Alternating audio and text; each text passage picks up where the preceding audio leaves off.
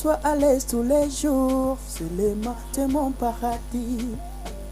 J'en vois pas ce que je peux faire, mon amour, pour te montrer que ta présence est lourde. Mon âge, erega mu byanzanye kwisi harimwo kurondera igihimba canje c'umubiri. Niwe kibondo canje cikinege, undi mu maraso kanembera mu mubiri, mu vyiyumviro vyanje niyo witwa samwe. Umutima wanje nawushize iwawe, iwawe. Munezero wanje nawushize iwawe, iwawe. Umushaha wanje nawushize iwawe, iwawe. Vyiyumviro vyanje nabishize iwawe, iwawe. Twese hamwe reka turirimbe,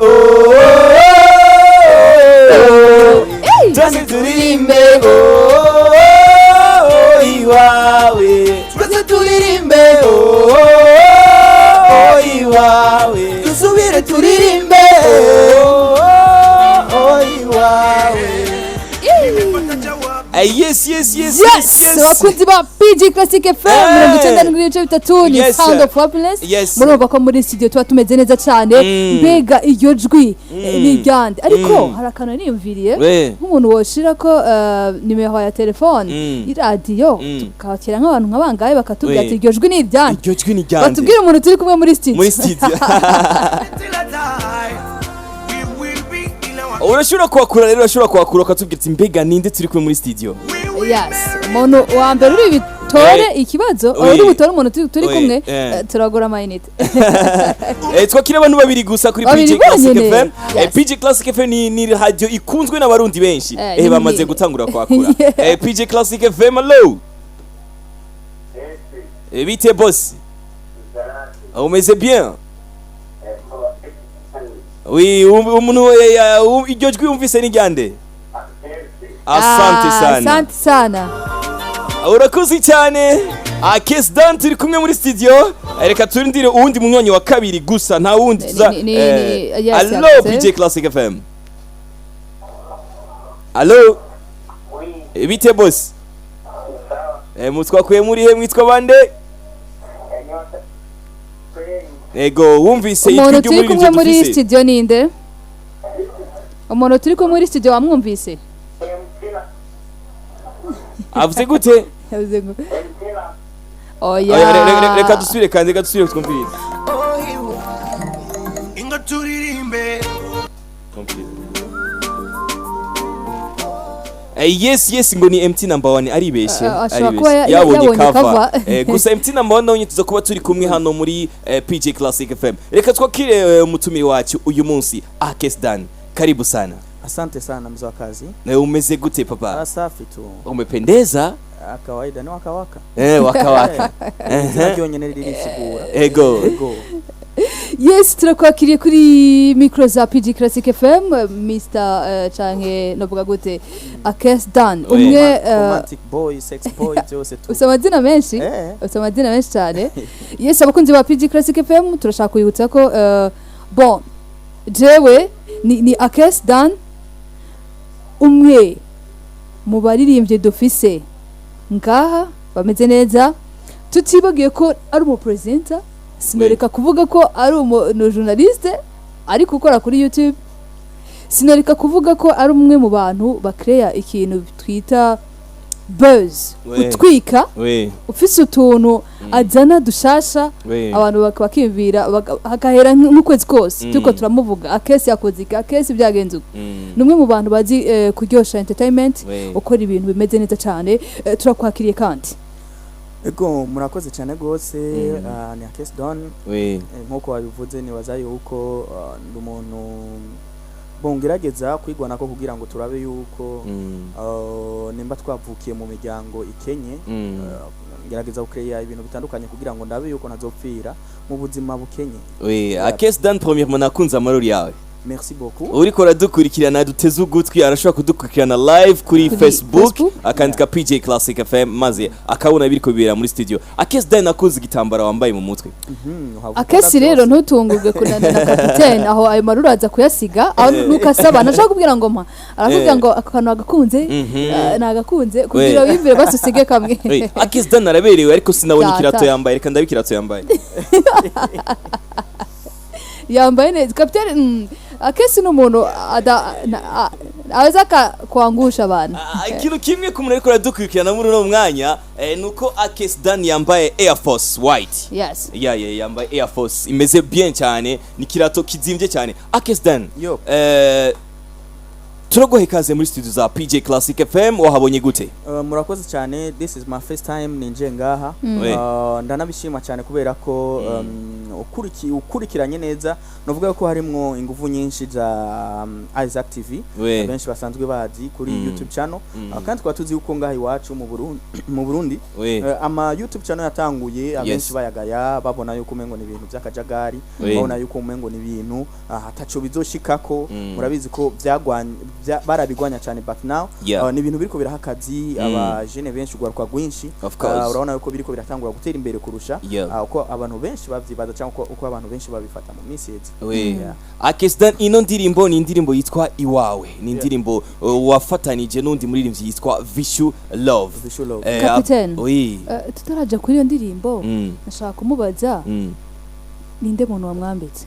Umuntu yamwambitse nibaza yuko Akes Don no mustiliste wiwe wenyene bwite kirese yuko hari abantu morandungi kanza ni impuzu numva sho kuntorera impuzu nkayanga navuga ati iyi nayo nashimye bivanye no kuno jewe ngomba kwibona jewe igishusho ngomba kuyiha rero banzaniye ikintu nkagishima navuga ati alright ino ndirimbo hari abantu bashaka kuba kumvise ari ubu kuri micro za PG Classic FM ari ubwa mbere akibaza ati Akes Don mpora numva indirimbo ziwe akibaza ibintu byinshi nkuko nanje no byibaza ngiriye amahirwe yo kuguprofita nyene nga reka ndakubaza ati Akes winje mu muziki ryari watanguye kuririmba ryari ni ryari wumvise ko ofisi impano yo kuririmba kavuga ati jengiye muri studio? Ufite jene baza yuko umuntu aho nshoye kuronka inyishu nziza mu gihe umuntu ambajije ati winjiye muri profane ryari naho kuririmba koko nagize ubwenge navyisangamwo kubera ko navyawo n'abavyeyi baririmba mvuka bakuru banje baririmba ngira ubwenge nibona ama Sunday school n'ibindi bitandukanye rero nibaza yuko je ndi umuntu nakuriye mu bintu byo kuririmba nk'ibyo ntabyo narinzi jewe. Okay.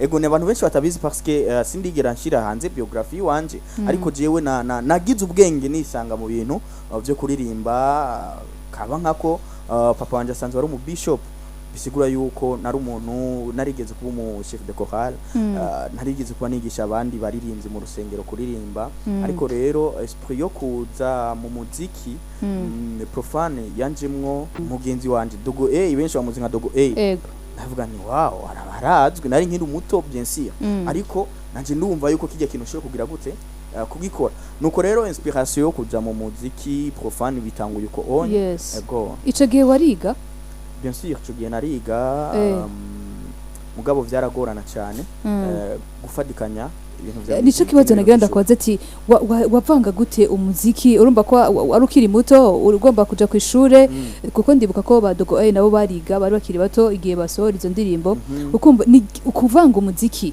ukumbura ukunze hama iby'ishure byagenda gute mbega abavyeyi ntibyababangamira ngo bakubuze ati banzureke mwana ubanze ukore wige hama umuziki uzoje mu nyuma? Bo mu bintu shimira cyane gose ndashimira cyane umuvyeyi wanje kubera ko n'umuntu atigeranya oblige kuja mu kintu ahubwo amanura mu kintu mba ndimo rero bisigura ko jewe kenshi ndibuka 2000 muri ivyo bihe nari mu ma 4e primaire mba ntibagiye 4e primaire rero kenshi mvuye ku ishure nacangiye na studio urumva yuko nabijamo kenshi mvuye ku ishure kiretse ko wari umwanya wo gusubira mu bimwe twita ngo amakuru diswa ivyo je ntavye nigeze ncamo rero nibaza yuko nasiba ku ishure kiretse bamaye programme yo muri studio y'umwanya w'ishure uwo mwanya vraiment sinihangana narawusiba kabisa. Yes, mwumvise rero ni Akes Don, umwe mu baririmbyi dufise ngaho iwacu, yagiye mwumvise ko ari biragoye Akes, iyo uri umwana novuga ko uri umwana wo uturuka mu muryango wo kwa bishop cyangwa umupasteur, mukoza kwisanga mu nyuma uri kuririmba indirimbo izingizi nyene muririmba, bigoye cyane kubyakira. Hari gihe umuvyayi akubwira ati umwana arananiye, avuye mu kuririmbira Imana agiye muri ibi inye, ugasanga bagufasha ukundi kuntu. Sorry, ntaguciremo mwigatonya urambabarira.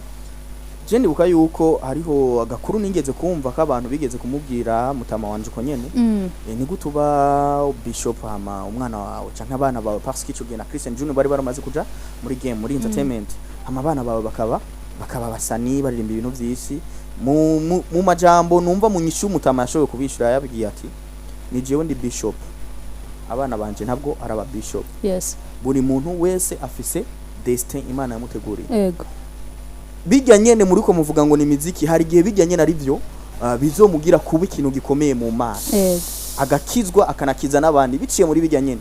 Rero nibaza yuko mworeka Imana igakora ivyayo. Rero je nibaza ko ari ibintu bitahurise bien. Yes, bikunda none ko ubandanya ukorera Imana ugakizwa nyene nkuko mutamba yabivuga.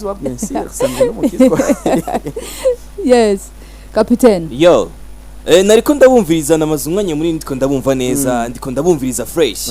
I'll see you. Akes Don petano. Umependeza, nagumye ndabwira yuko uberewe cyane Akes.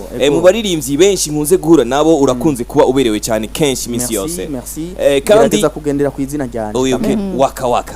Buryo waka ni iki turakunze kucyumva mu ndirimbo ziwawe? Waka urashaka kuvuga gusayangana cyane kwa kaka, ariko tugiye kubisigura long time no kuvuga ati ni nko gutanga umuco. Yes, urumva. Kutoa nuru donke gutanga umuco ni ikintu nibaza ko musiguro nziza nico, ariko mu ncyamakuru ashobora kuvuga ati no kwa kaka gusayangana byose biri muri yo nsanga. Yes, Akes Don hari amakuru mfise yuko hari umwana yitwa Mutama Mael. Bon, yitwa Mutama Mael, yitwa Akimana Logan. Ariko kuri Facebook wamwise Mutama Mael. Washatse kugaragaza iki umwana wawe kumwita Mutama Mael? Bon, je sinamwise Mutama, ni kubera ko igihe avuka narashize ku ifoto yiwe haheze ukwezi haheze ijya minsi 40 bisabwa yuko umwana bamusohora abantu byinshi bakamubona. Rero cana public ifoto yiwe. Rero abafana benshi bankurikirana basanzwe bakurikirana ku mbuga zanje zitandukanye, benshi bavuze ati wabyaranye n'umukecuru muca muvyara umwana ashaje, urumva umwana wanyu n'umutama. Rero cana bifatira aho nyene bitamo kuzana mwita umutama kugira norohereze abantu bagira gute bankurikirana. Ariko kandi je ndazi yuko abana kenshi inzoya presque zose ugiye kuziraba hari ukuntu usanga umubiri woroshe. Okay, rero mu buryo bumwe cyangwa ubundi yes arashoboye kugira agashusho cyangwa akantu nk'akumuntu ashaje. Fatiye aho nyene reka mere nk'ubatera agakuru gato. Je ndibuka kukumwa umwana wanje igihe yavuka. Let us story duha makuru ashushe. Igihe avuka bamutwaye muri bijya vyuma mbe babyita gute ndibagiye bya vyuma Krista ntiyari kuveze ntiyavutse atuzuye. Oya yavutse yuzuye gusa bavuze bati yararushe n'ibintu nyene nk'ivyo sinzi nyene by'abaganga. Fete umwana bashira muri kuveze abayavutse. Bon umuganga reka asigure iby'abaganga basiguye kuko bavuze bati yavutse arushe apisi ni ariko arahema neza ari baca bahitamo kumushira muri kuveze. Rero ndibuka naragiye ubwa mbere ndamubona kubera ko baremera yuko abavyeyi b'umwana bagira gute bagenda kuraba umwana. Umunsi ugira kabiri ndagenda abaganga muri uwo mwanya bari bafatiriwe n'utundi dukogwa baca bambwira ati ngo ugende urabe ku izina kanaka n'umwana wawe ari. Ndinjira harimo abana bashika ku 8 muri ico cyumba bose bari muri kuveze makuveze urumva for sure. Okay, shitsi ndani. Yes sir, ndaraba dijya kuveze zose ndabura rijya zina bampaye. Ndaraba abana bose hari hehe mbega bashayi abana bose mbona na masura asa batandukanye gato gusa. Mbere rero kubera ujya mwana yari afise inzobe nyinshi. Yes, camvuga ati antuka n'uyu ngaha camagarara imbere yiwe ndindiriye ko baza kumuma umuganga aje acambwira ati umwana wawe amubonye ndavuga ati yego ahubwo mume ngoya ngo suyu ngaha nuri hariya urumva bivuze ko abana bavuka basa rero uvuze ngo ujya n'umutama bisigura ko nawe ubujya butama warigeze kubucamo rero kandi ikindi naco nibaza ko kwita umuntu ko ari umutama ni icubahiro. Yes. Asante sana cyitwa mpore. Hari ikintu cyitwa mpore, ikintu gikomeye cyane kuri Akes Don kuri uyu mwanya. Reka tumaze tugihereza abarundi bariko baratwikana muno mwanya. Sivyo Akes Don? Asante sana Akes Don. Sini PG Classic FM 97.3 nkuko mwabyumvise turi kumwe kuri muri studio na Akes Don.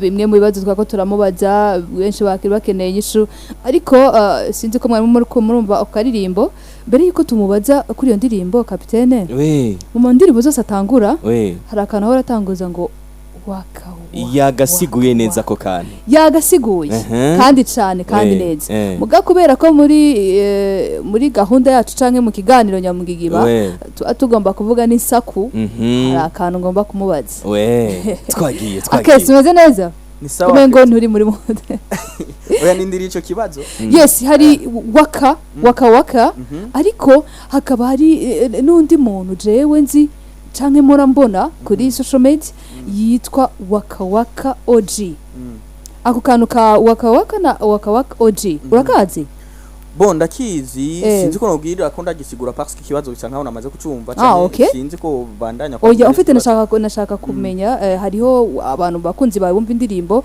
kenshi utangurana waka kandi turabizi ko ariko witwa canke ari yo brand yawe akamba rero na waka OG ibyo bintu bihurira kuri wewe kuri Akes bon Christa urazi je naragenzuye cyane ibintu byinshi uzosanga byanditswe ko OG canke bikunze kuvugwa nyene muri iyo sense OG kenshi uzosanga atari byo OG parce que OG nurinda kukivugura kibona tu urumva nibaza ko agovye kuvuga doctor uko biri kose umuhungu witwa doctor yitwa Ntwari agaca yandika ko waka OG n'umuhungu yahoze ari muri waka rero kuba ucuba umufana w'ikintu n'ibintu bisanzwe cyane kwiyitira izina rya kige kintu kubera ko uba ugikunda na hariho benshi bitwa ba Akes urumva bitwa Akes Don uko nyene rero je ni ibintu byumvikana cyane umufana w'umuntu ndashaka kuba ndagufana Christa nkaca niyita Akes Christa easy Christa wanyuzwe na nimvira waka OG none ariko ubu atahuye neza sinarinzi ko niyo waka OG yaciye muri waka nyene ntabyo urakoze cyane yes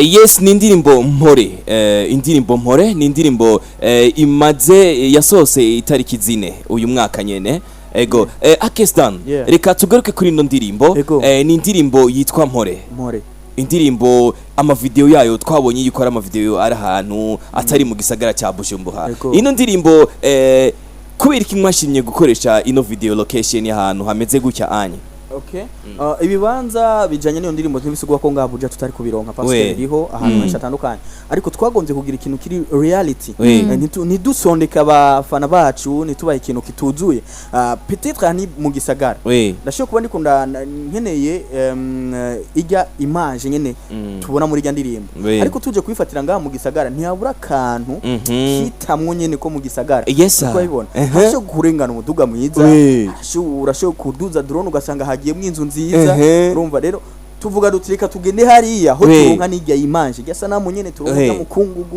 turonye ibitegwa ibintu bitandukanye yes kumuna ariko yadukurikirana Akes Don kugutwi kwiwe kububafu hariko ihereni giza cyane ry'umusaraba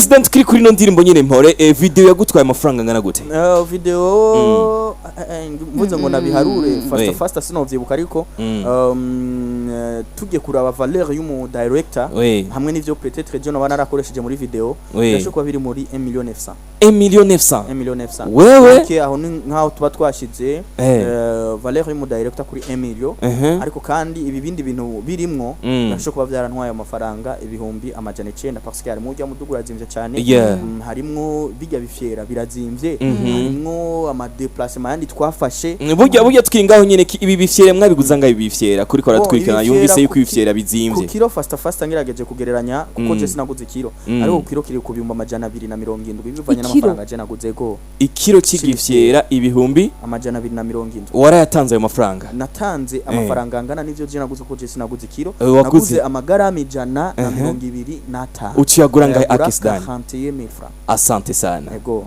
ariko tukiraho nyene ivyo bifyera byarantwa amafaranga menshi arenzayo kubera ko kuvuga ndo nk'aho babidandaza na consommer à peu près ko nafashe taxi bwa mbere ndarondera ndabura bwa kabiri nasubira ndazunguruka cyane mu nyuma ndabigwa ko to Akes Don nike kintu wifuza ko abarundi bamenye kuri Akes Don bo batazi kuri Akes Don mu minota mike kugira ngo twumve ibibazo by'aba riko baradukurikirana Akes n'umuntu agerageza yes sir donc iyo mvuze nkuri kintu ndacinjiramo apana gusondeka apana kwikurayo apana kuvuga ati no reka tugerageze tugere gusuku kugira ngo twiyorohereze oya aho ico n'ikimenyetso cyo gutangura kunanirwa kandi umuntu ngerageza gukora kandi nkora cyane cyane ndikunda visa future yiwanje asante sana Akes Don Akes Don buryo ukunze kwiyunguruza ni iki mu bisanzwe bon je novuga yuko ndi mu bantu novuga yuko ntafise chance yo gutunga umuduga na cyane cyane ama occasion parce que iyo nguze umuduga ntaburi ngorane nziza tuzi ziushikira ko naheruka kugura umuntu yawutoye aho naho shize arawutwara mugabo biza guhera awutaye mu ntahangwa acha for sure ego yamaze twashuka nawe nyene asa nk'uwapfuye bivuze ko yagonze kugunga umupolisi acara kwepa acaza gusanga umuduga yawutaye ahiyo rero navuze nti nkeneye gusubira kwipanga kugira ahubwo ngura umuduga mushasha nikimenya amenye uravye na profile yiwanje hariko umuduga udasanzwe Akes Don kumbe muziki unalipa burya bwa mu muziki urariha bon je novuga yuko no kwitahura tu no kumenya icyo umuntu akeneye amagaheza akiruka rero urya muduga niho nibaza yuko anytime ushobora gukoroka ku bwa Akes Don mugihe rero utaraza warumva jeti niyunguruza gute uko ariko kose tundi yunguruza turagenda ego uyu ndi munyanyi ku murongo Akes Don ifuza kuyaga nawe Krista twakira umunyanyi ku murongo PG Classic FM alo oui namahoro umeze neza tuvugana nabande mutwakwe muri mwumvise umuntu turi kumwe muri studio za PG Classic FM ego mugabo mu mwakira ego yambu cyane ego ni sawa ego Claude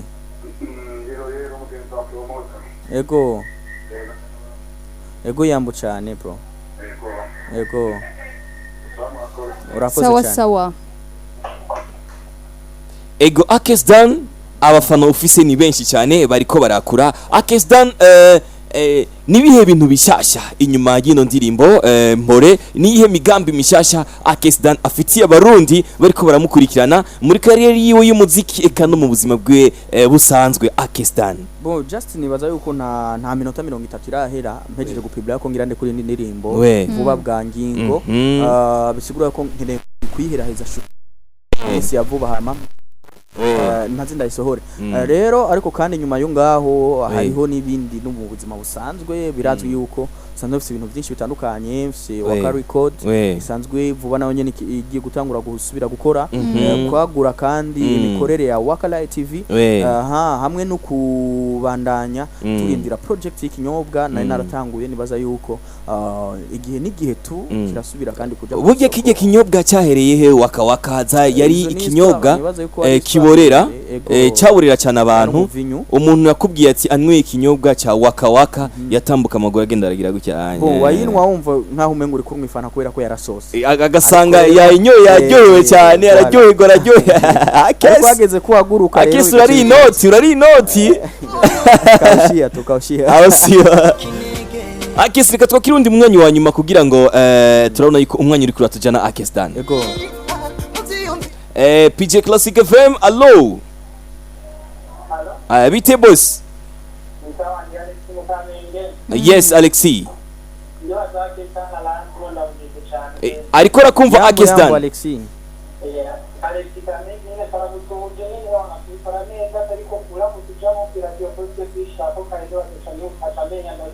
ego Alexi umwe mu bagize wakawaka team